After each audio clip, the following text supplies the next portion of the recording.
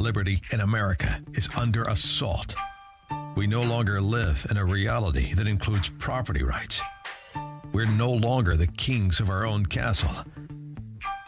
We no longer enjoy the true benefits of capitalism. Instead, we're negotiating our rights with our own government. This isn't how our country was founded. These aren't the ideas of our founders.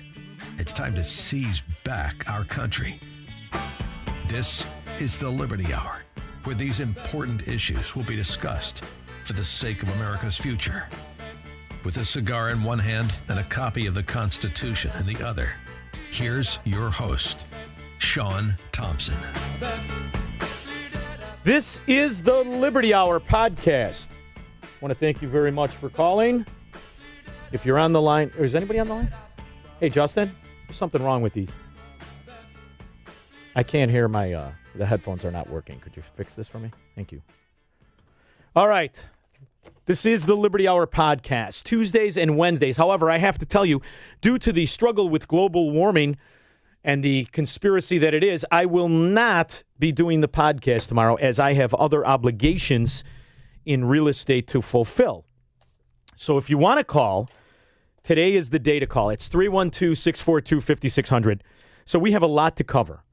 But what I do when I come here early, which is unusual for me, when I get here at 8:30, first of all, Amy Jacobson has a tendency to make fun of my attire, which is completely fair, as I make fun of the cross-dressing transvestite producer who's walking around me right now, his attire daily in his yoga pants. So that is just something we do. Not only that, I listen to the last half hour of their show, and it takes all of the prep, all of the little articles that I make the kid in yoga pants print up, pretty much useless for the first 10 minutes. I still can't hear anything. No. Are you there? All right, figure it out, kid. Will you? That's all right. We can fight through this. We can struggle through this. But what it does is it reminds me of just the problems we have here in Illinois. And as I call it correctly, what Illinois and what Chicago Democrats in particular have proven is that this is a mafia. This is an organized crime. And what you've seen over the last couple of weeks is something quite surprising. And, of course, I doubt that it came from the local FBI office, but it might have. The investigation into I think that's better. I think now I could do it. I fixed it myself. The investigation into Solis, Danny Solis, who is one of these 50 thieves, 50 aldermen. And this has always been a little thorn in my side. And what this is, I got it, buddy. I fixed it. It's fine. Thank you. Yeah, I don't need you, but nice haircut. What this is an extortion racket, and it has been that way in the city of Chicago for 100 years. It is set up using the blueprints and the schematics of every organized crime family with a certain vow of omerta. And what they've done successfully is they've managed to corrupt the society. They built an army of cohorts and leg men and extortionists and capos. They give them jobs, they give them pensions, and they make them feel like they cannot obtain jobs, pensions, or contracts without being a part of the organized crime we call Chicago Democrats. Now, these used to be allegations, right? We used to witness certain throughout the years. I don't know how many of them have gone to jail, but the difference is that all of them have been in on the scheme. And the ones who haven't have been thrown out of office pretty quickly. So if they got in and they didn't play ball, which is a small handful, they never got in again. And you could see the turnaround. And most of them moved out because they were afraid. But one thing I've noticed in all of the newscasts is the fact that the other politicians are referring to Danny Solis as a rat. Now, I want you to think about that for a moment. These are representatives. These are politicians from neighborhoods who are supposed to represent the citizens of their community, right? Their little districts that they draw that fit their special interests and to fit their little guaranteed voting block, which is what districting is. And they're supposed to represent those people. Now, they found a unique way to represent them. Now, the way that it works in Chicago is they represent them by letting them know, if you need us, you will shut your mouth and you will be in on the scam we call Illinois Chicago Democrat politics. Or we will isolate you, and you won't get the benefits you're supposed to get as a citizen. That's number one. Number two, if you want to advance, if you've got a nephew, if you've got a son, if you yourself want to have anything to do and make money with the city government, well, then you will comply. And you will drop off campaign contributions if I decide to make it legal. Or in these Southside drug havens, you will just give out cash. And the aldermen will tool around in their Lexus and BMW as if they actually were men and had jobs and did achievement. So that's how it's worked under the cloak of mafia. And you see that when Danny Solis cooperates with the FBI, the law enforcement of the nation, and by other politicians, is he referred to as a hero? No. Like every other dime store gangster, he's referred to as a rat, as if it was the Bronx Tale, as if you're watching some Francis Ford Coppola movie. You've got aldermen who are supposed to be enforcers, who are supposed to represent laws and rules of government, calling one who is exposing corruption. That's what Danny Solis is doing, exposing corruption. And he's referred to as a rat? That is your first tip-off that you are but witness to crime. Now, many of you are in on it. And that's okay. I understand, right? Everybody wants a job. Everybody wants one of those mystical, magical pensions that you get to use as a weapon against other citizens. So you sit idly by, but make no mistake about it. You are corrupted if that's your attitude. And the newscasters, I laugh. And not just Allison Rosati stuffed into a wrap dress, but all these other idiots who are investigative reporters. You have the audacity to do any other story than this? The fact that the guy who is helping the FBI investigate the political crime in Chicago is referred to as a rat by other politicians should infuriate the honest men and women out there. But it doesn't. Because from the newscasters who report it to the scumbags who sit idly by in their $600 or $1,100 leather chairs in the city council, you're in on the scam. And I see you for what you are. Now, I've made the decision to get the hell out of here. And it can't happen fast enough, although it hurts when you tear families apart. But those are the options you have when you have an entire city that is corrupted. And I don't just mean, and yes, I know Solis goes all the way up to Madigan. Who cares? Madigan, Burke. It's too little. It's too late. They've amassed hundreds of millions of dollars and an infrastructure of mafia protection. And it doesn't matter. Who's going to help Kwame Raoul, the half-dwarf imp that he is, who got there simply because he kissed the right ring, and I clean that way up, even though it's a podcast. And further proof, we have Bill Daley, the heir to the mafia, is now running as the reformer. Now, these are Dan Proft's clips, but I have a pretty good idea what they are. You can't, nor I or anyone else, make somebody honest. But you can change a system that has existed for almost 100 years that maybe leads the climate. We should have term limits. We should have no outside income. We should have the aldermen not mini mayors of their wards. We should make them more like legislators. Don't you need the aldermen, though, to agree to take their own power It's on away? Flannery fired up, obviously. But here's the issue. He now gets to run as a reformer because he knows the infrastructure that his scumbag father built will never be damaged. So he can run as the reformer. The problem is the guppies with the IQ of 40 that believe this. Now, those are just the innocent people. The majority of his support, the majority of his money come from those crime family members he's cultivated. And if you gave Bill Daley a check, you're probably a scumbag. You're probably in on the scheme, or you want to be. Or you're one of those rare, less than 40 IQ guppies who can't see this fraud for what he is. Right now, it's a misdemeanor in Illinois to be in possession of a gun. What's the message there? It's not that big of a deal, okay? New York's a lot tougher. A lot tougher, okay? And they have a lot fewer shootings and a lot less murders. We have to get background checks. Springfield can pass that. We should pass an assault ban. Now, here's what I want to tell you about this clip. The reason that you have this drug war out in the open and notorious isn't because of guns. It's because of corrupt government. Because you show me an alderman from that district where these crime gangs thrive, and I'll show you a guy on the bag, a payoff recipient. That's who's in there. That's who's in there. And here's the other thing. The money is corruptible by nature. We've seen this throughout time. And you don't have to be part of Pablo Escobar's, the mayor in his community, to be obviously on the payoff. This is what happens in these neighborhoods. Yet I have yet to hear one investigative reporter do a forensic audit of the contributions to the aldermen from these districts. It's simple. Let's do a forensic audit. But no. Those forensic audits, those are for the people like me who speak against the corruption machine, right? I remember when I first started calling WLS, the next thing that happens, my rinky-dink boutique real estate company with a handful of agents, all of a sudden I get audited by the state. We want to say, and here comes the 300-pound pension squatter. Here you go. Here's everything. What are you going to do? But they knew that it would create that devastating effect of not only taking up your time and your effort and your money to take off, to just cooperate with these people, but they had that angle of extortion. But I knew I didn't do anything wrong. You're not going to extort me.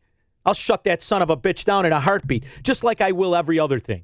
And that's the real protest of the capitalist, of the honest man. You are in control of you. And until capitalists come together and stop production against this extortion tyranny, it's not going to change. Here's the other thing. They know it's not going to change. They know it's virtually impossible for us to do that. The upheaval that it causes in your life to stop producing in the form of principle, you can't do it. You see how a month off of government workers who are guaranteed the money, how it sends everybody into a tizzy. But in my dreams, the capitalists among us, the honest businessmen, will come together as one. And for 4 weeks, shut down production in this country. You will cripple these cohorts. Now, Chicago has found a unique way to sell their corruption.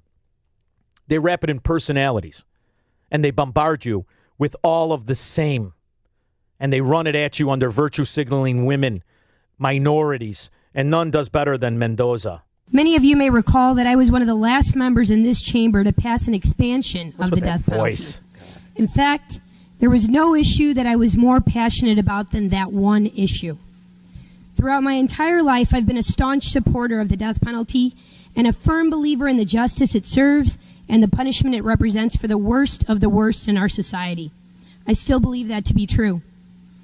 I want to leave no doubt that I feel no compassion or see any value whatsoever in the lives of the truly guilty on death row. I could administer the death penalty myself. Shut up. I could care less. Oh, God, the voice. Get used to that because she's the one who's got all the virtue. And regardless of the $50,000 given to her by Solis or Burke or all the rest of it, it doesn't matter because she's being portrayed on the local media as the best opportunity, the best option. She plays soccer, and she's a woman. And that's all you need now because we ignore this. We ignore the blatant corruption because here's the other little tidbit. The socialism that they preach, the collectivism, the government central life from the day you're born to the day you die, to your marriage, to your house, the interwoven government in your life is corrupted by nature. So Susan Mendoza is the only difference between her and Daley is that Daley sits down when he urinates. That's it. There is no difference between the 16 cohorts, and their names they're fungible. Their names are irrelevant to me. And I know we're going to get the callers. Willie Wilson wants to open up Meigs Field. Who cares? Willie Wilson. He's buying votes, and he's the Republicans' choice. And the Republicans run around, and they have forums, and they have, LaShawn Ford. LaShawn Ford, another legendary scumbag who was using his campaign contributions to fill the deficit of his gaming losses at the casino. Yeah, he's a Republican. And you know something? It'll be reported as such. Until we get reporters that are knowledgeable, that are principled, that have the idea of right and wrong, you're going to be propagandized. And it goes all the way down, or I should say all the way up to Washington, D.C. Because Washington, D.C. has become but a microcosm to Chicago politics. If you look at the little schemes, they're the exact same thing we have become slow cooked to. But I have to laugh because what's happening in our society is that the Obama deceptions of covering socialism as if it was a sidecar to capitalism and the lies that he told in order to pass the Obamacare and the other onerous social engineering policies. He simply lied and deceived you, came out with the Brooks Brothers suit on, and he did it in a smooth way. Well, what's nice about where that leads is that ultimately they can't continue to do that because you're living in your own reality and you're witnessing, those of us in the real world are witnessing the failures of not just the Obama platform and his socialist social engineering agenda, but his main staple in Obamacare. See, the real world, we're in it. Our premiums have gone up 300% undeniably. Now, you'll get callers into these liberal whack job stations who will pretend that it is wonderful for hundreds of millions of people, and they'll lie and they'll cheat and they'll steal because that's what a socialist is. He lies and he cheats and he steals. But what's happening is almost refreshing. Instead of them being hoisted by their own petard, they're taking off the mask, and that's Kamala Harris. Kamala Harris, who slept her way to the top, not only embraces the fact that that's how she got the job. She'll claim to be a Me Too representative with Willie Brown in San Francisco mayor, legendary corrupt mayor. He'll make Daley laugh. They'll chuckle around a beer at the Stray Dog in Wisconsin or in Michigan, I'm sure. But Kamala Harris was on CNN last night, and she just decided, you know what? Let's stop with the if you like it, you could keep it. Let's stop with the fact that there's going to be private anything, and let's just show the people what it really is. Just to follow up on that, and correct me if I'm wrong, to reiterate, you support the Medicare for All bill, I think initially co-sponsored by Senator Bernie Sanders. You're also a co-sponsor on it. I believe it will totally eliminate private insurance.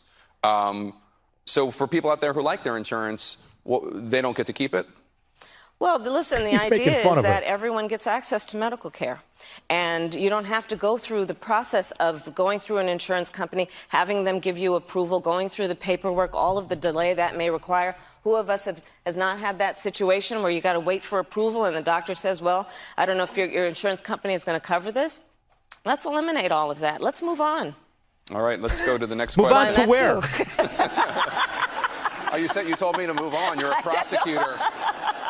Move on to where? Let's just move on. Move on to complete subservient and complete servitude of the government. See, at least it's refreshing that she has the ability to tell you exactly what it is. Let's move on to government-controlled healthcare, period, end of story. But healthcare has a lot of components to it. And what is nice is that you're seeing our spoiled brat kids reject it. So that's the good news, is that ultimately, and hopefully in my lifetime, we'll live through the implosion of this utopian statism. But what's happening to the Republicans, I print up all of these stories, right? And it's got Ocasio-Cortez, right? How she slams the so-called liberal Democrats for denying climate change and turning over manufacturing and the economy to government in the name of the conspiracy called climate change. And then we have the how she chants against there will be absolute utopia. There will be no more homeless if we were only able to seize the assets of billionaires. And we have Elizabeth Warren. Taxes are just beginning. She's going to limit you to a net worth of $50 million. And see, what Elizabeth Warren knows, because she's smart enough to know it, is that doesn't really affect, 99% of the people? So they'll buy it because they're covetous and they're jealous. That's human nature. That's how you get these crime families like Chicago to operate. They just want to be cut in on it. This is the card Elizabeth Warren is playing. And unfortunately, it's winning. Because if you tell me the difference between Elizabeth Warren's limitation on someone's wealth versus Mitt Romney's tax plan, which is basically the same thing in a progressive tax, I'd like to know what the difference is other than the number. And that's what we've lost as Republicans. We've lost the fundamental principles to look at Elizabeth Warren and Ocasio-Cortez and the woman who obviously is a real tiger in the sack, Kamala Harris, and say, you don't get to limit the free man. In America, you don't get to limit my property. You don't get to use your law as a weapon. In fact, that's an unjust law. And that's what I mean by saying we constantly have to remember what America is. It isn't states. It isn't fraud politicians. It's the idea that the free man is above the government, that the free man deserves representation, not a kind ruler of his choice. That we do not have to bend knee to the Elizabeth Warrens, to the Ocasio-Cortez, to the Mata Hari tiger in the sack, Kamala Harris. It doesn't matter what their idea, their little technocrat concepts of wealth is. It's the principle. But do we still have that as Republicans? I don't think so. I want you to hear Elizabeth Warren, and I want you to think about the exact same argument made by the Mitt Romneys and the George Wills and the pretend Republicans in Illinois who are now talking about just tinkering with the limitations of property. The rich and powerful run Washington. They write the rules of our economy and our government to benefit themselves. No, you do, and when you're paid off by them. The ultra-rich. After making a killing from the economy they've rigged, they don't pay taxes on that accumulated wealth. You mean like Just Pritzker? Think about two people. Someone inherits $500 million worth of yachts and jewelry and fine arts, and a public school teacher with no savings in the bank. They both bring home $50,000, and they both pay the same amount in federal taxes, despite their vastly different circumstances. Now, that's a system that's rigged for the top. We need structural change. That's why I'm proposing something brand new, a tax on wealth. I'm calling it the Ultra Millionaires Tax, and it just applies to that tippy-top of 1%. Adults in America. Those with net worth above $50 million. It would make the ultra-rich pay their fair share and generate nearly $3 trillion over the next 10 years. You know, that's money we can invest in rebuilding America's middle class, investment. in universal child care, in college debt forgiveness, in a Green New Deal to fight our climate crisis. Okay. That's about all I could take of that.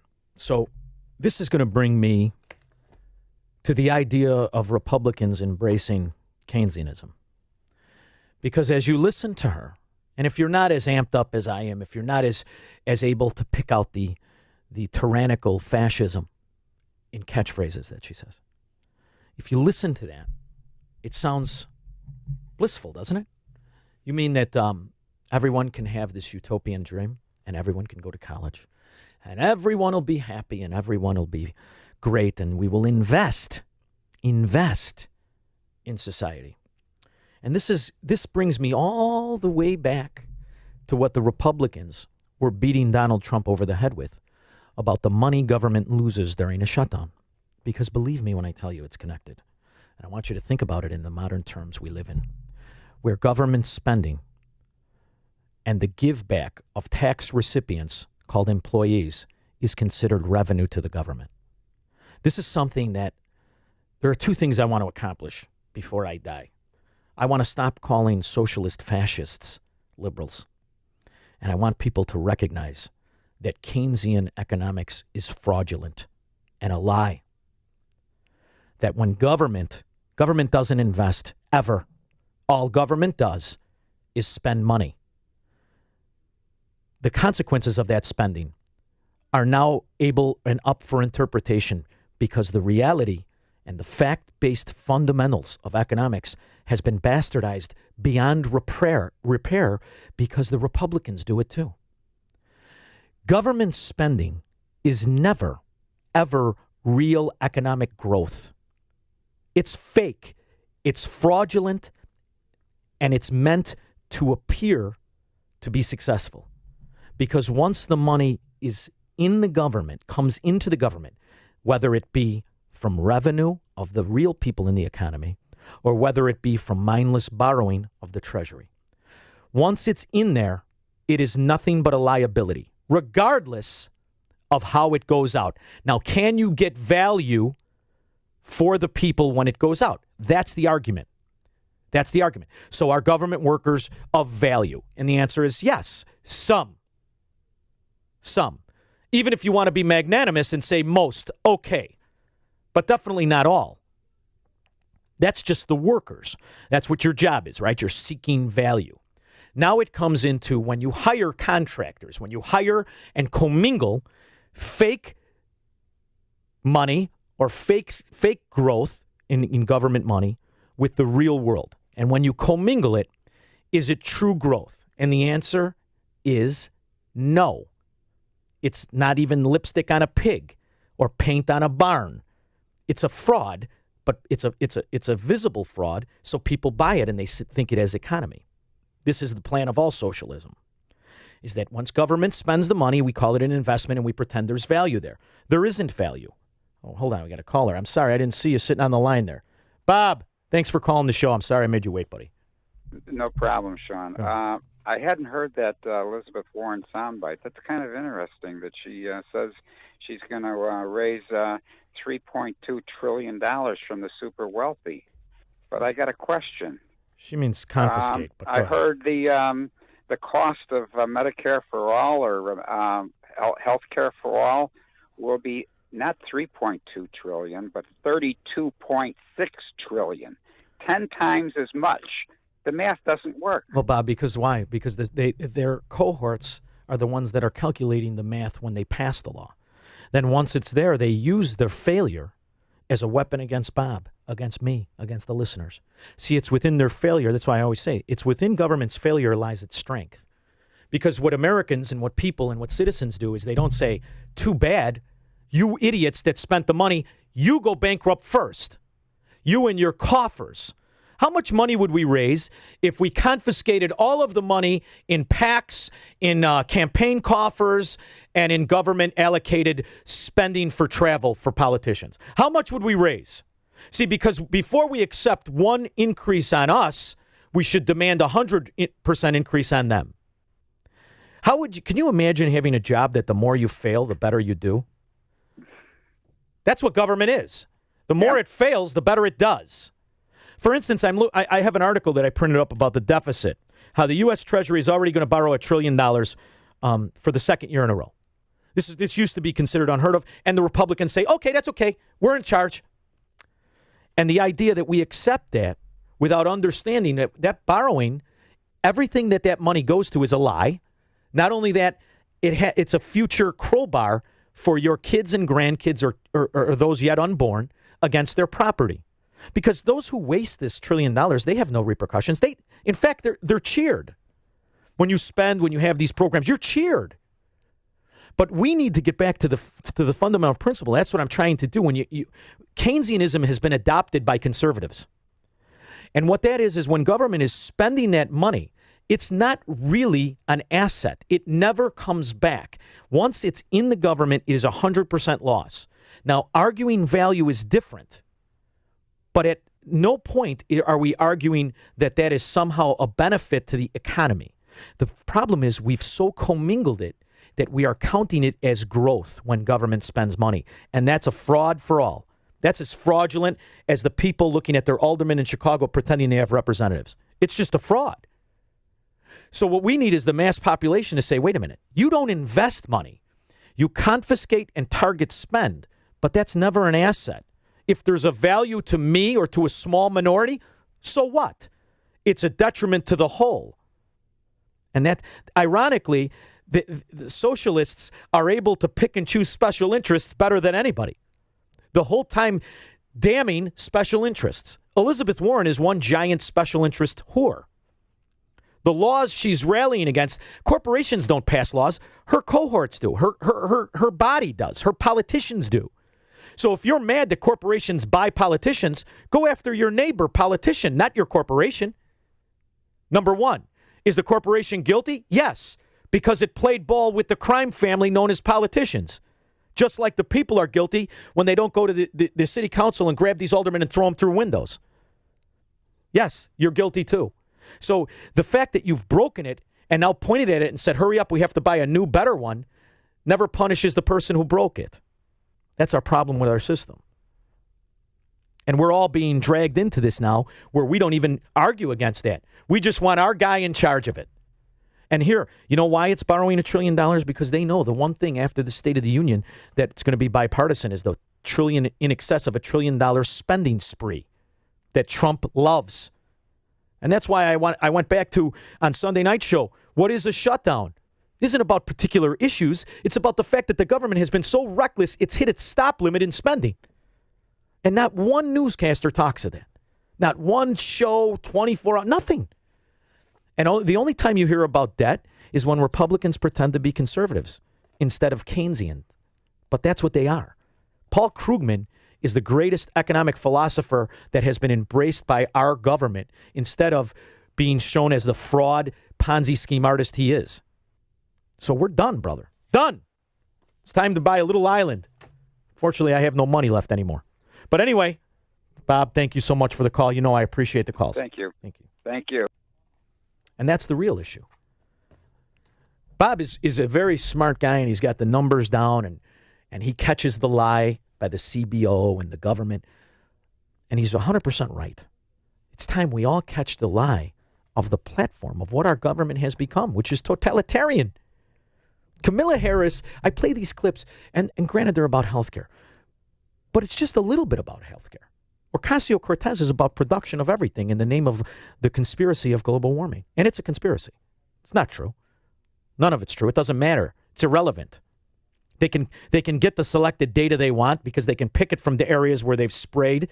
They can pick it from people and scientists, supposed scientists who they pay. They're paying for the data to be frauded. And they're saying, look, the data.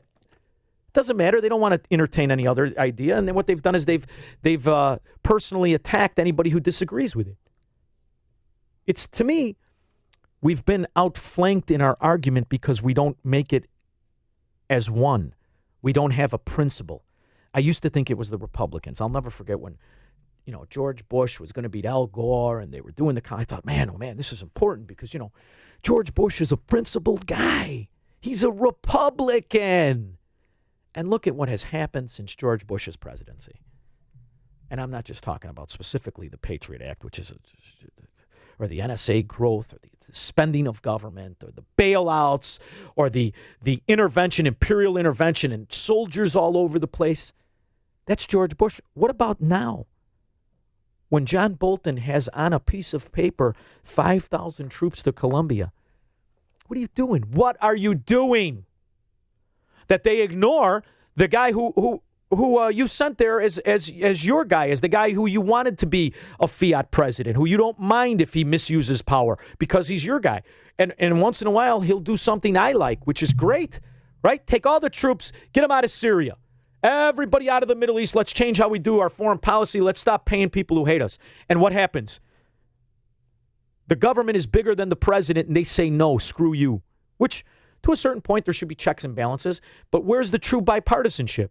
The true bipartisanship is on the fraud of our military intervention. The true bipartisanship is when you get CNN and MSNBC talking about how you can't take troops out of Syria, you'll destabilize the Middle East, as if it was ever stable. So we've lost the fundamental principles of our argument, and we're being inundated with talking points, inundated with propaganda, rather than the discussion of the true cornerstone of our fundamental belief system. What is America? What is liberty? What is freedom? It doesn't exist anymore. It doesn't exist. You walk around with the false confidence of an entitled brat. You couldn't handle it? You don't want it. Neighborhoods like Chicago prove it. The Democrat Party is built on it. Idiots like Elizabeth Warren, frauds that she is. Liars. Liars from the time she had a training bra. Liar. Everything in her life is a lie. From her heritage to her accomplishments to her philosophy. Because what Elizabeth Warren doesn't tell you is that she may be one of the most successful property flipping, foreclosure buying scumbags in politics. Millions. But you know what? She never made 50, which is why she puts the limit on 50. And she understands that America already let its guard down when they passed income tax, and it only affected but 1% of the population. And now it affects 100%. She understands the laziness and the stupidity and the ostrich belief system of so-called conservatives, that as long as they bury their head in the sand, it's not happening. And I laugh because I have a friend of mine who's quite the cavalier dude. He goes out, he parties, he was a successful guy, he sold a company in his 30s, and he lives the life of Riley. He goes to Gibson's all the time, and he's out there. You know what he tells me? He sees Cronin from the Illinois Republicans in Gibson's. And he recognizes him. He's just taking a look at him, and guess who walks in? Bill Daley, Pritzker, Madigan, and they go in the back room to their private meeting in Gibson's in Oak Brook. And it's a Republican, an Illinois Republican. And it goes to show you how Brady of Illinois and who's the other guy? Damn it, I can't remember his name. The brothers, the lobbyists. How they're the ones that are, hey, let's do a 30-cent gas tax on the people of Illinois. Durkin, Brady and Durkin. These are supposedly Republicans. And they're so interwoven because they understand if I want my brother, the lobbyist, to have 3 pot dispensaries, to have 15 video gaming ghetto poker rooms, I have to get along. And that's where they come together. Because that's what this policy of socialism is. It is the true representative of the real special interest we call government, for they can do no wrong. And that's how you get other politicians referring to a politician who tries to break the corruption, whether it be to save his ass or not. He's a rat, like every 2-bit mobster out there. So when people ask me, what do you think is going to happen? And you know what? By the way, I have to tell you, I love it when people call Liberty Real Estate Services and they don't want to just talk about improving their real estate situation and moving to Florida, but they want to talk about something I said on the show, or they come to the Elmhurst Cigar House, which, by the way, is for sale. And they come and they say, what do you really think? You think it's too late? Yeah, and I'm going to take my own advice in Illinois. But the other question is, when you have Kamala Harris, who got her position because she looked wonderful in a garter belt, and she's the representative of women's rights, and she's the think tank of socialism, and she comes on CNN and tells you enough of this pretending that we have health choices and private decisions and private health care and private companies. Enough. Let's just end it. Get it over with. And there's no rebuttal. Not just by the communist mannequin pretty boy at CNN, but have you heard this? This happened yesterday. I mean, granted, I watch all the news I can. I've got it on 3 stations now. I tune into all the radio shows. I mean, aside from Dan Proft having it, but he's not normal. Normal is Mancow in the morning, calling up your wife. Hey, how do you like sex? With your shoes on or off? That's normal. Problem is you have morons that are the base of your party. Morons who rally and go, Pat Brady, he's a good guy. Bill Brady, good guy. Durkin, honest, lawyer. No, scumbag, fraud. So the Republicans have to have a bar of acceptance where somebody says you're a Republican. You say, well, let me see if you're a Republican. And when they answer to this Keynesian propaganda and this socialist acceptance, you say, get the hell out of here. You're not a Republican. Now you can't leave. Or now you have to leave. You can't stay. But we don't do that. It's a big tent party. It's a big tent. Well, you know what came in the tent? The devil of socialism. And you know what's overtaking the rules? The socialists and the Keynesians and the government central totalitarian despots. And we call him Trump. Oh, I know. He's done some really good things, and I'll always say it. But he has no problem misusing power, misusing authority. And I'll never forget when he was running, I asked Dan. I called into the show in the morning, and he said, what would you say to Trump? And I'd say, what would you do to reestablish the separation of powers? And he laughed at me because he knew. They're not going to do anything, and he's right. We have to do it. Now, I understand about Convention of the States. It's our only hope. There's no question about it. But where's the Republicans that are going to do it? George Will, who I heard in the morning interview. George Will, who's just a never-Trumper. He doesn't argue about Trump's policies when he's wrong, the way I do. He just hates him for the fact that he has gold toilets. I don't care about Donald Trump. I think he'd probably be a great guy. I've said this on numerous occasions. Can you imagine hanging around with Donald Trump in the 90s? Would there have been anything better? He'd be my best friend. We like all the same stuff. I love him. But do I think he should be a strongman president? No. And George Will has completely rolled over to the socialists, which is why I say 2 things. Number 1, never take the opinion of somebody whose first decision in the morning is to stick double-sided tape on his head to hang fake hair. Number 1. Number 2, recognize if someone has principles or they don't, and call them out when they lie. Can you imagine how much politics would be better if the first time a politician lied, we stripped him of his power? How much better off would we have been if George Bush not presented TARP? I don't care who voted for it. John McCain with his crotch rot and his sexually frustrated lifestyle of not remembering where his house is. He's the last vote. I say thumbs up. And for Obamacare, or for the removal of Obamacare, I say thumbs down. Kind of a moron. By the way, I'm dying, and let's just keep me senator so that I can go out with a bang. What the hell is wrong with people? You're too afraid to be courageous. You're real courageous. The real courage is in freedom. The real courage is saying, no, nobody's better than me, and I'm better than no one. I don't deserve anything for free, and neither does my neighbor, period. All we deserve is what we can use, our mind, our labor, our wits, our effort. That's what we're entitled to, and not one thing more. And you know what? All the costs of these benefits we can't afford would be but a fraction of what they are. It's not just me saying it. It's history that proves it. Look at everything that socialism touches and what happens to the cost of it. It's parabolic. To the moon, Alice.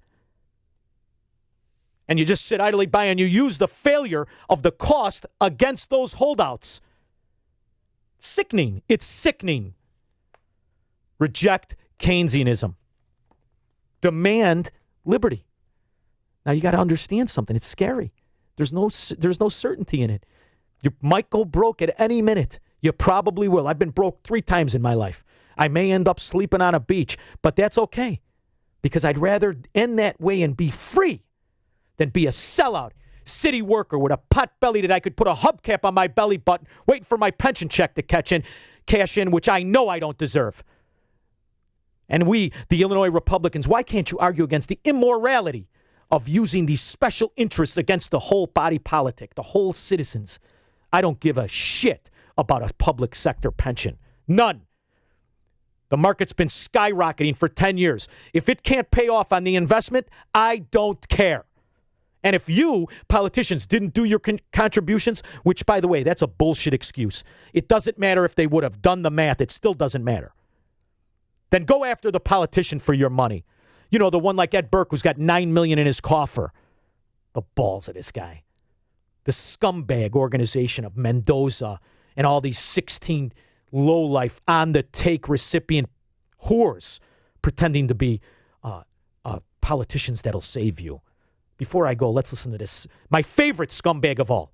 Look, I don't think any of us think about a legacy. We think of the job we try to do, the life we try to live as an individual, and not try to figure out some grand legacy. It's not about that. It's about trying to get up every day like every other family does in Chicago. He's just like you. Do right by people and do your job, whatever it may be, in a right way. Yeah. So not worry about a legacy. In a right way.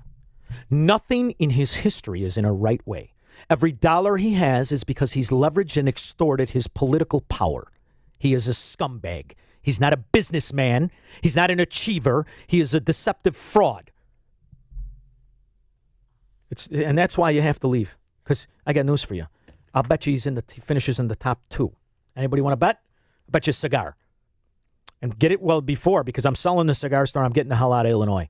By the way, I'm liquidating some buildings here, but when it gets this cold, okay, you have to. I not only have stuff that I am part of, but I manage some property for other investors. That's what I do, or did here in Illinois, and that's what I do in Florida, which is where I'm taking these guys who have me representing them here, and I'm showing them how to offset their losses of this political corruption in your real property in Florida. If you want to do that, call Liberty Real Estate. Or go to libertyrealestateservices.com and let me know. You could also call me at the cigar store, Elmhurst Cigar House, and I will help you do it. And the other thing is you don't need trillions upon trillions of dollars.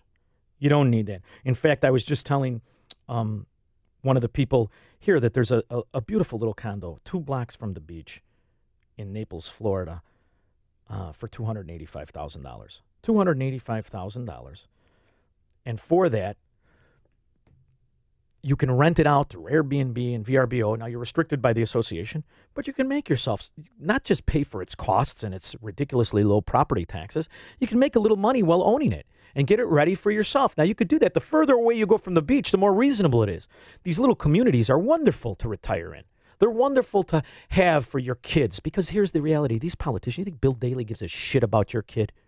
Unless he's in the Chicago public school system and he looks like he hasn't had a sandwich in the last 6 years, then he can use him as a virtue seal. But he doesn't care about your kids. He's willing to take away from your kids to pay for his corruption. So you can give me a call at Liberty Real Estate Services, 630-323-4376 for now. As I go down to Florida the next couple of times, we're going to change everything over to Florida. And I'm on both coasts, by the way. It's not just Naples, Florida. The real value, some of it where you can really turn around, is like Lauderdale to South Beach. That's fantastic, too. But we're down to a couple of months here, and we'll be doing the podcast. That's why we did the podcast. I'll be doing this from Naples. And if my guys could figure it out, we'll do it from my car. I'll have the video of the beach behind me. You'll love that, because that's the only way I'm going to get there is car. So give me a call when you can. And tomorrow, because I have this obligation of managing these buildings, I have to make sure that all the heat is pointed at all the pipes and we get through it. So I will not be doing the podcast tomorrow. I want to thank you if you called. Bob, thank you. And I want to thank you if you listen. And for those of you who are listening and have the power to come after me through the misuse and abuse of government, F you. Come and get some. All right? Thank you very much. You guys take care of yourselves. We'll be back Sunday night with my guy Macbeth. And the following week, I may be in Florida, may not. Stay tuned.